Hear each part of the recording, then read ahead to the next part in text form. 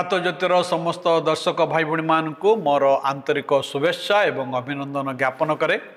आपण मैंने नियमित भाव में आमर कार्यक्रम देखुवर आपण मानक अशेष अशेष धन्यवाद जनाए। आपण मैंने अनेक आम फोन करिसेंती, आपणकर प्रश्न पचारिछंती, प्रार्थनार अनुरोध जनइछंती। आमे आपणक पई प्रार्थना करूछु। जदि कार्यक्रम आपनको भलो लागुची दयाकरी अन्य मानक मध्य यार लिंक शेयर करंतु, जेपरि सामान्य मध्य ईश्वरंकर ए आशीर्वादर अंश हेबार सुयोग पाइबे। तेबे आसंता माने आजर कार्यक्रम को आरंभ करी आगो को बढ़िबा। आज आमने जो प्रसंग रे आलोचना करिबा, एक उत्तम स्त्री किए। गत थर आमने कथा देखिथिलु जे एक उत्तम स्वामी किए। आज आमने देखिबा एक उत्तम स्त्री किए। उत्तम स्त्री किए जगत एपरि भावरे तार संज्ञा निरूपण करे। उत्तम स्त्री देखिबा को सुंदरी हेइथिबो, से लावण्यमय हेइथिबो, से तार कैरियर रे सफल थिबो, तार गढ़न रे बहुत सुंदर थिबो। ओडिया रे गोटे गीत मध्य मु शुणिछि जे लेखा से गीतटी ए प्रकार रूप होइथिबो लावण्यवती, गुण रे लागुछि मौनावती, एमिति जदि मिलिबो साथी। भाई भाई माने ईश्वरंकर वाक्य ए प्रकार भाव में संज्ञा निरूपण करे ना। एक उत्तम स्त्री रो संज्ञा ए प्रकार नुहे। ईश्वर वाक्य रे एक उत्तम स्त्री रो गुण को भिन्न भाव में देखा जाइछि। ता अति गुरुत्वपूर्ण अटे। एक उत्तम स्त्री रो गुण तार आध्यात्मिक जीवन स्पिरिचुअल, तार संपर्कर जीवन रिलेशनल एवं तार चरित्र अत्यंत गुरुत्वपूर्ण अटे। ईश्वर का वाक्य कहे, अपर पक्ष ईश्वर का वाक्य कथा कहे लावण्य प्रवंचना जनक सौंदर्य सार, किंतु मात्र जो स्त्री सदा प्रभु को भय करे से प्रशंसित हब। ईश्वर को दृष्टि रे ये बाह्य लावण्य, ये बाह्य जो अपीयरेंस या गुरुत्वपूर्ण नहीं। ईश्वर अंतकरण रो से चरित्र को देखती। एक उत्तम स्त्री केवल अपना स्वामीर गृह रे अंशीदार नुहे, मात्र सी मध्य अपना स्वामी प्रति, अपना परिवार प्रति, अपना समाज प्रति आशीर्वादर कारण अटे। एक उत्तम स्त्री आसंतु देखिबा केतक गुण। मु तो सब कथा कहि परिबे नै, केतटा देखिबा। नंबर 1, से सदा प्रभु को भय करे, अर्थात सदा प्रभु को भक्ति करे। ता जीवन मूल दुआ होची जे से सदा प्रभु प्रति तार भय एवं भक्ति अच्छी। तार समस्त बुद्धि, तार विवेक, तार सिद्धांत, तार चरित्र परमेश्वर प्रति जो सम्मान ता द्वारा रूप नहीं थाए। तार समस्त सिद्धांत, तार समस्त कथबार्ता परमेश्वरंकर से भय, परमेश्वर भक्तिर सहित आरंभ होता है। से प्रचलित धारा बा ट्रेंड द्वारा परिचालित ही न था। अनेक आमर प्रचलित धारा, प्रचलित परंपरा, प्रचलित जो समस्त विषय रही तद्वारा मैंने परिचालित होगा इच्छा करिथाउ।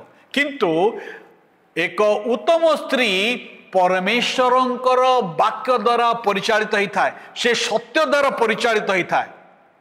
से ईश्वर वाक्य एक कथा कहुई, तुम्हें माने जगतर अनुरूपी न हुओ, तुम्हें जगतर अनुरूपी हो नहीं। जगतर संस्कृति द्वारा आचरण नकरी तार परिवार रे से ईश्वरंकर वाक्य से तार परिचय से ख्रीष्टंक ठारे खोजी थाए। आपणकर आमे अनेक समय आमर परिचय खोजी था। कोटी खोजता जानते? आमर परिचय आमर कर्म रे खोजी था, आमर डेजिग्नेशन रे खोजी था, आमर अचीवमेंट रे खोजी था, आमर स्टेटस रे खोजी था, आमर रिचनेस रे खोजी था। किंतु एक उत्तम स्त्री से तार परिचय ख्रीष्टंक ठारे खोजी थाए। द्वितीय से बुद्धिमान वो विवेकशीला अटे। से बुद्धिमान अटे। से हितोपदेश तार 31-26 कथा कहला से ज्ञान रे आपण मुख फिटाए तार जिह्वारे दयार व्यवस्था थाए से ज्ञान रे आपण मुख फिटे अर्थात से जो कथा कहूँ तार सत्य जमती प्रकार मन हुए जे तार मुहरु ज्ञानर माला सब झरी पड़ुछि।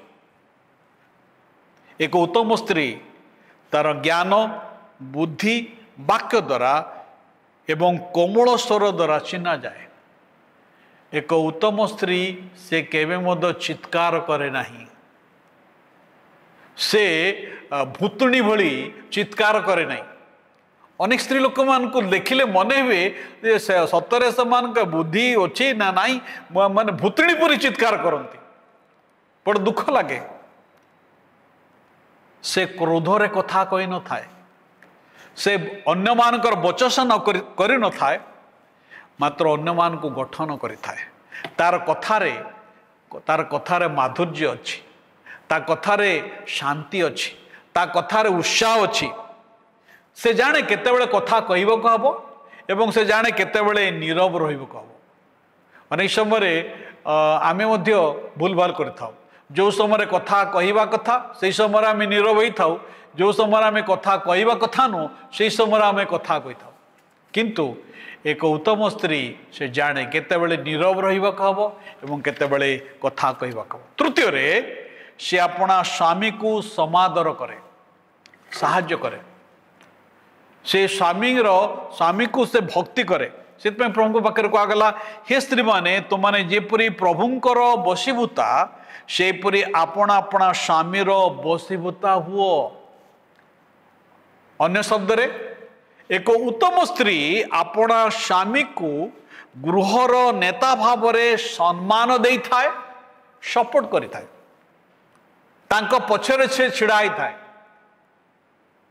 से एक स्त्री को मध्य आ गोटे शब्द कह अर्धांगिनी, जे कि पाखरे छिड़ाई करी सपोर्ट करे एवं स्वामीर कथारे युक्ति तर्क न करी स्वामी को मुह पर जवाब न दे अन्य मानकर सम्मुख रे स्वामीर अपमान न करी कौन करि थाए ना स्वामी को सम्मान दे थाए, बशीभूत ही थाए। बशीभूत एक दुर्बलतार चिन्ह नुहे, जदियो जगत दृष्टि रे बशीभूत एक दुर्बलतार चिन्ह, किंतु गोटे परिवार मध्य जो स्त्री तार स्वामीर बशीभूत हुए यह हूँ गोटे अंशीदारी हेबा बा तार अपना स्वामी सहित से जे गोटे पार्टनर अटे अंशीदार अटे ताहा से प्रकाश करि थाए एवं अपना स्वामी को उत्साहित करि थाए।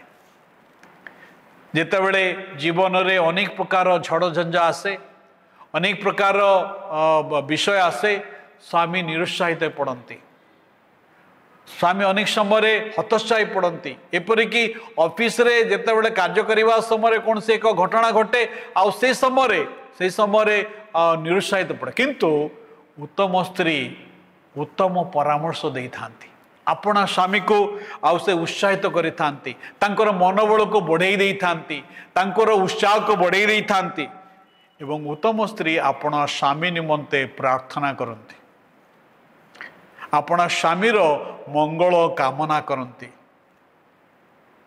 अपना स्वामी को उत्साहित करती। उत्तम स्त्री अपना स्वामी को समादर करे, अपना स्वामी को भक्ति करे।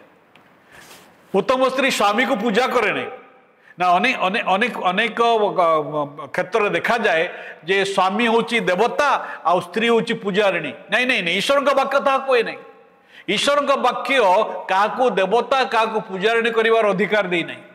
ईश्वर वाक्य रे कथा लिखा अच्छी जे स्वामी एवं स्त्री सेमाने जीवनर अंशीदारी अटंती, सेमाने एक अटंती। सेतपई सृष्टिर प्रारंभ रे जेतेबेले आदम हवा को देखिले से कथा कहले यही कारण पुरुष अपना पितामाता को परित्याग करिवो एवं अपना स्त्री ठार आसक्त हबो आउ से दुही एकांग हेबे। एक उत्तम स्त्री अपना स्वामीर पाखे पाखे अच्छी, से अपनार स्वामी को समस्त स्खलन रक्षा करे, से आपण से जन उत्तम साथी अटे से कंपानियन जे पाद को पाद हाथ को हाथ मिले जे आग को नहीं थाए एक कंपानियन साथी जे प्रतियोगिता करि न थाए आजिकल परिवार मानकरे स्वामी एवं स्त्री उभय चाकरी करती से कथा कोई नहीं उत्तम स्त्री कथा कोई नहीं तुमर सैलरी ठारो मोर सैलरी बेसी अच्छी से तुम मो परिवार काट नहीं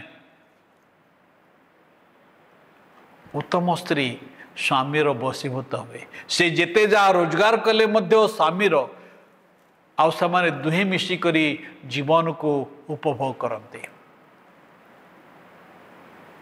भाई बड़ी माने आज प्रश्न होची आपण उत्तम स्वामी हेबापई उत्तम स्त्री हेबापई इच्छा करते कि आपण कौन ईश्वरंकर वाक्य को पालन करने इच्छा करती ईश्वरंकर आज्ञा होगापी इच्छा करती उत्तम स्वामी उत्तम स्त्री हेबापई एकमात्र माध्यम होउछन्ति प्रभु ख्रीष्ट जे कि आपणर जीवन द्वारा एक आदर्श देखैले से क्षमार जीवन प्रेमर जीवन दयार जीवन मृदुतार जीवन नम्रतार जीवन देखैले यह जदि आम परिवार रहिबो आमे एक उत्तम व्यक्ति हो पारिबा प्रभु आम समस्त को आशीर्वाद करंतो धन्यवाद।